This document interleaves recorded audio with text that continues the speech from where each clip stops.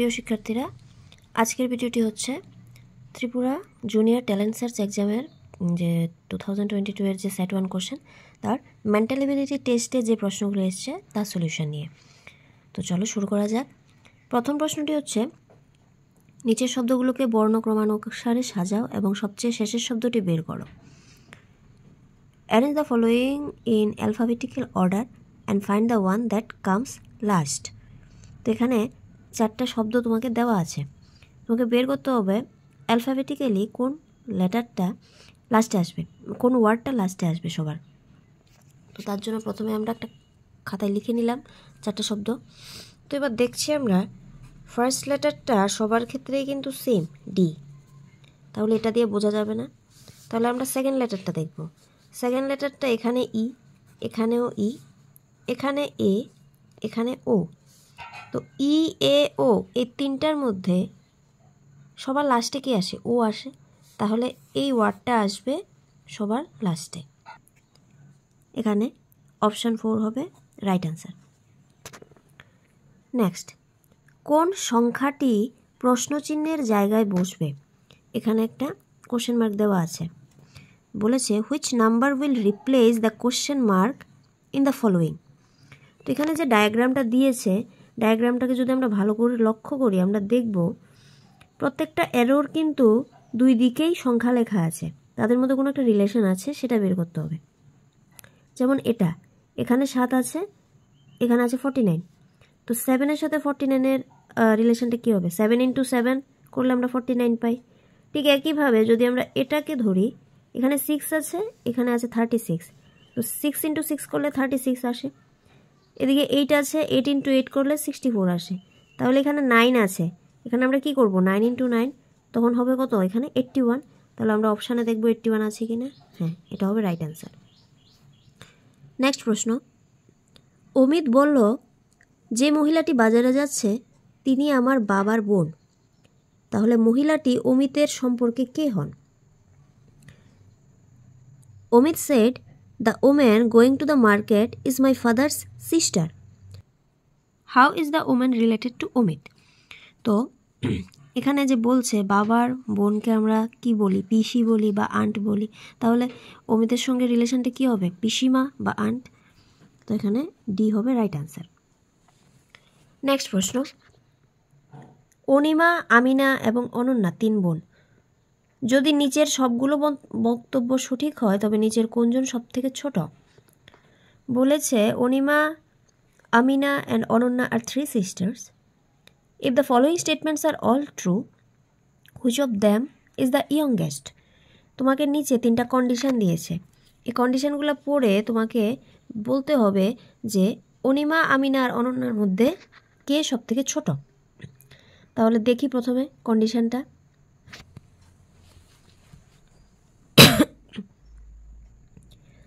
প্রথমে বলেছে অনিমা বয়সে সব থেকে বড়, ঠিক আছে? অনিমা হচ্ছে সব থেকে বড়, তাহলে আমি খাতায় লিখে নেব এখানে অনিমা হচ্ছে সব থেকে বড়, সব থেকে বড়, সব থেকে কথাটা লিখে রাখি, সবচেয়ে বড়। আচ্ছা, এবার অনন্যা বয়সে সবচেয়ে বড় নয়, আমিনা বয়সে সবচেয়ে ছোট নয়। আচ্ছা, এখন সবচেয়ে বড়টা তো শেষ, তাহলে এখানে একটা পজিশন হবে, এটা হবে মেজো, মাঝখানের জন, আর এখানে একটা পজিশন হবে যে হবে সব থেকে ছোট।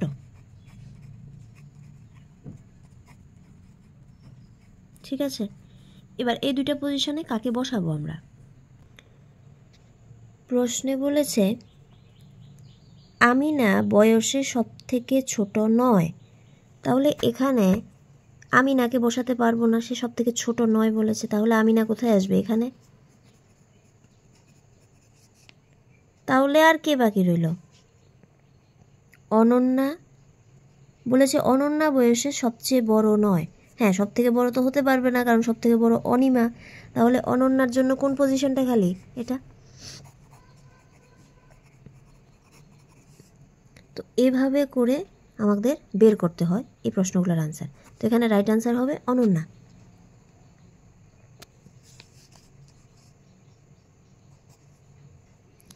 পরের প্রশ্ন, আগামী পরশু আমার জন্মদিন, পরের সপ্তাহের ঠিক একই দিনে তোমার জন্মদিন পড়ে। আজ বৃহস্পতিবার, তোমার জন্মদিনের পরের দিনটি কি হবে? Day after tomorrow is my birthday. On the same day of next week falls your birthday. Today is Thursday. What will be the day after your birthday? তো তোমাকে বলে দিয়েছে আজকের কী বার। আজকে হচ্ছে বৃহস্পতিবার, তাহলে আমরা থার্সডে পরে পরশুর দিন বা ডে আফটার টুমোরো কোন দিনটা হবে? শুক্রবার বাদে শনিবার, কারণ আজকে যদি বৃহস্পতিবার হয় টুমোরো কি হবে? শুক্রবার। আর পরশু সেটা হবে ডে আফটার টুমোরো, মানে শনিবার। তাহলে পরশু আমার জন্মদিন বলেছে, মানে শনিবারের জন্মদিন। আচ্ছা, পরের সপ্তাহের ঠিক একই দিনে তোমার জন্মদিন, মানে এই সপ্তাহে শনিবার আমার জন্মদিন, পরের সপ্তাহে শনিবার তোমার জন্মদিন। লাস্টে প্রশ্ন করেছে তোমার জন্মদিনের পরের দিনটি কি হবে, মানে শনিবারের পরের দিনটা কি হবে? রবিবার। তাহলে রাইট আনসার হবে এখানে রবিবার। পরের প্রশ্ন, সংখ্যাগুলোর এমন একটি সমবায় বাছাই করো যেন সেই মতো অক্ষরগুলো মিলে একটি অর্থবহ শব্দ তৈরি করে। নিচে কতগুলা লেটার দিয়েছে, অ্যালফাবেট দিয়েছে এবং তার নিচে সংখ্যা দিয়েছে। বলেছে তুমি অ্যালফাবেটগুলা নাম্বার অনুযায়ী এমনভাবে সাজাও যাতে অ্যালফাবেটগুলা দিয়ে একটা অর্থ বের হয়। Choose the combination of numbers so that letters arranged accordingly form a meaningful word. আচ্ছা, এই শব্দগুলা আমরা লিখে নিলাম একটা খাতায়, ঠিক আছে। এবার এগুলা দিয়ে যদি আমি চেষ্টা করি, আমি যদি জিকে আগে লিখি, তারপরে ইউ, তারপরে আই, তারপরে টি, তারপরে এ, তারপরে আর, কি পেলাম আমি? গিটার। তো এখানে কম্বিনেশনটা কী হবে? জি এর জন্য 4, ইউ এর জন্য 3, আই এর জন্য 5, টি এর জন্য 2, এর জন্য 6, আর জন্য 4 3 5 2 6 1। দেখবো এই কম্বিনেশনটা আছে কি না। 4 3 5 2 6 1 আছে, অপশান নাম্বার বি। পরের প্রশ্ন, অনুপস্থিত সংখ্যাটি বাছাই করো। Select the missing number. এখানে একটা লাইন দিয়েছে নাম্বারের, মাঝখানে একটা সংখ্যা মিসিং আছে, এটা বের করতে হবে এখানে কোনটা হবে। তো সিরিজটা আগে আমরা লিখে নিই, এটা আমরা লিখে নিলাম। এবার আমরা দেখব এই সংখ্যাগুলোর মধ্যে মাঝখানে ডিফারেন্স কত কত আছে। 2 থেকে 6 মধ্যে যেতে মাঝখানে এখানে ডিফারেন্স কত আছে? 4, ঠিক আছে। এবার 6 থেকে 12 এখানে আছে 6 ডিফারেন্স, 12 থেকে 20 এখানে আছে 8 ডিফারেন্স, তাই তো। তাহলে আমি বলতে পারি এখানে 4, 4-এর পরে 6, এখানে 4-এর সাথে যদি আমি +2 করে দিই তাহলে আমি 6 পাই, 6-এর সাথে যদি +2 করে দিই 8 পাই, 8-এর সাথে যদি আমি +2 করে দিই তাহলে এখানে কত পাবো? এখানে ডিফারেন্সটা কত হবে? 10 হবে, ঠিক আছে। তো এখানে যদি ডিফারেন্সটা 10 হয় তাহলে এই সংখ্যাটা কত হবে? 20-এর সাথে 10 যোগ করে দিলে 30। আবার দেখো 10-এর সাথে যদি 2 যোগ করি কত হয়? 12। তো 30 থেকে 42-এর মধ্যে ডিফারেন্স কত আসে? 12 আসে কিন্তু, ঠিক আছে। তাহলে এই জায়গাটাও মিলে গেছে, তাহলে এখানে সংখ্যা কত আসবে? 30। তাহলে রাইট আনসার এখানে হবে অপশান এ, 30। স্থানে এমন এক জায়গায় 50 জনের এক সারিতে কোনো একজন লোক বাম দিক থেকে 24তম ক্রমে আছেন, ডান দিক থেকে ওনার ক্রম কত হবে? A man standing in a queue of 50 person on a bus stop ranks 24th from the left end. What will be his rank from the right end? মানে 50 জন লোক দাঁড়িয়ে আছে সারিভাবে লাইন ধরে, বলেছে বাঁ দিক থেকে একটা লোক 24 নম্বরে আছে, তাহলে ডান দিক থেকে তার নাম্বার কত হবে? তাহলে এই অঙ্কগুলো করার ক্ষেত্রে কিভাবে করবে? 50, বাঁ দিক থেকে তার নাম্বার 24, ঠিক আছে। তাহলে টোটাল নাম্বার থেকে বাঁ দিকে তার নাম্বারটা বিয়োগ করবে তুমি, তাহলে হয় কত? 26। আচ্ছা, 26 জন লোক আছে, ডান দিকে 26 জন লোক আছে, রাইট সাইডে 26 জন লোক থাকার পরে একটা জায়গাতে ও নিজে দাঁড়াবে, যে লোকটার পজিশন জানতে চাই, তাহলে ওই লোকটাকেও তো আমরা কাউন্ট করব, সেজন্য 26 + 1 27th পজিশনে ওই লোকটা থাকবে। আশা করি বোঝা গেছে, নয়তো আরেকটা সিম্পল প্রসেসে বলি। মনে করো 6 জন লোক সারিবদ্ধভাবে আছে, এদিকটা হচ্ছে লেফট সাইড, এদিকটা হচ্ছে রাইট সাইড। তো মনে করো কোনো একটা লোক বাঁ দিক থেকে 2 নাম্বার পজিশনে আছে, তাই তো 2 নাম্বার পজিশনে আছে, তাহলে ডান দিক থেকে সে কত নাম্বার হবে? টোটাল যতজন আছে 6, বাঁ দিক থেকে 2 আছে, এই 2টা বিয়োগ করবে, করার পরে কত হয় 4, মানে ডান দিক থেকে 1 2 3 4, 4 জনের পরের পজিশনটা তার, সেজন্য 4 + 1 করে 5 নাম্বারে ডান দিক থেকে সে আছে, 1 2 3 4 5 নাম্বারে কিন্তু সে আছে। ঠিক একইভাবে এই অঙ্কটার ক্ষেত্রেও টোটাল 50 জন, বাঁ দিক থেকে 24 নাম্বার এসে আছে, এজন্য বিয়োগ করলাম, বিয়োগ করলে আসে 26, তো 26 জনের পরের নাম্বারটা তার, এজন্য +1 হয় 27। তো এখানে রাইট আনসার হবে 27তম বা 27। নেক্সট কোশ্চেন, ঠিক আকারটি বের করো যা প্রদত্ত নমুনাটিকে সম্পূর্ণ করবে।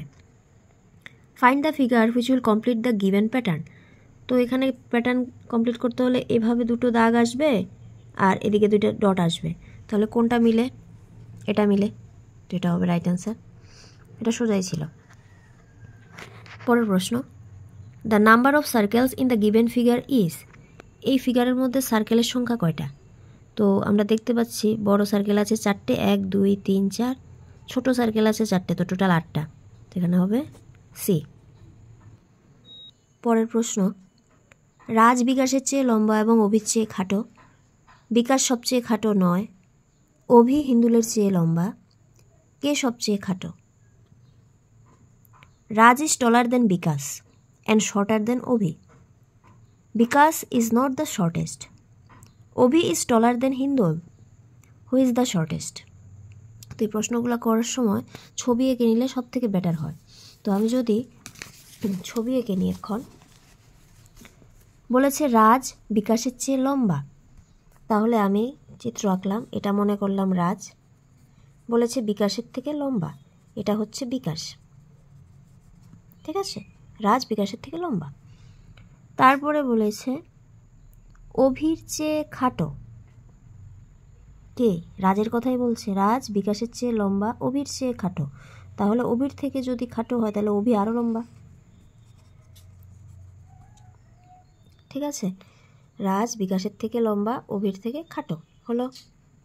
আচ্ছা, বিকাশ সবচেয়ে খাটো নয়, বিকাশ ইজ নট দ্য শর্টেস্ট, মানে বিকাশ, এই ছবি অনুযায়ী কি মনে হচ্ছে? বিকাশ সবার থেকে শর্টেস্ট, কিন্তু বলেছে বিকাশ সবার থেকে শর্টেস্ট হবে না। আচ্ছা, অভি হিন্দোলের চেয়ে লম্বা, আরেকটা মানুষের কথা বলেছে হিন্দোল, হিন্দোলের চেয়ে কে লম্বা? অভি লম্বা, তাহলে অভি এখানে আছে, এবার হিন্দোলকে আমি এদিকে দাঁড় করাবো, কোথায় দাঁড় করাবো?